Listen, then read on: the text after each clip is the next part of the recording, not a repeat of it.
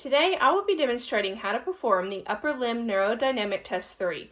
This test is biased to the ulnar nerve and will additionally test the brachial plexus and cervical nerve roots.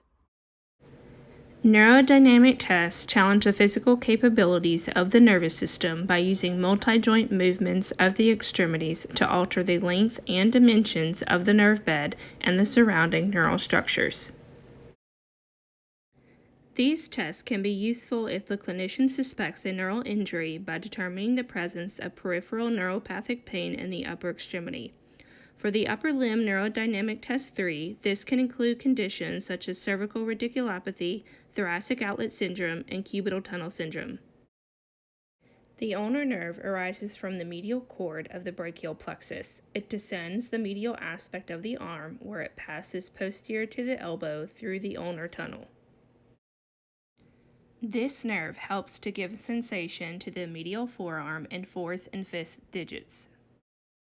In regards to cervical radiculopathy, the Upper Limb Neurodynamic Test 3 has moderate diagnostic accuracy with a sensitivity of 71% and a specificity of 87%. As this test will assess the brachial plexus, it has a higher likelihood ratio than the other neurodynamic tests. So before starting this test, you want to make sure that you ask the patient about any current complaints, so you have a comparison as you're going through this test. So to begin this test, you're going to have the patient lay supine on the table, and you as a clinician will be facing the patient's head with your near leg forward, and this will help you be able to support the extremity a little more as you're going through this test. So first, what you're going to do is you're going to apply your near hand and apply scapular depression, and make sure that the scapular depression is applied throughout the whole test. From there, you're going to abduct the shoulder anywhere from 90 to 100 degrees, and then you're going to maximally externally rotate their shoulder. From there, I'm going to apply forearm pronation and then full elbow flexion. You want to make sure that you go to end range with this. Then from there, I'm going to apply wrist and finger extension.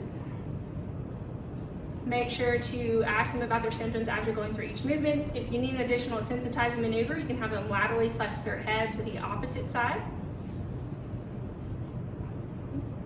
If at that point they don't have any additional symptoms, that would be indicative of a negative test.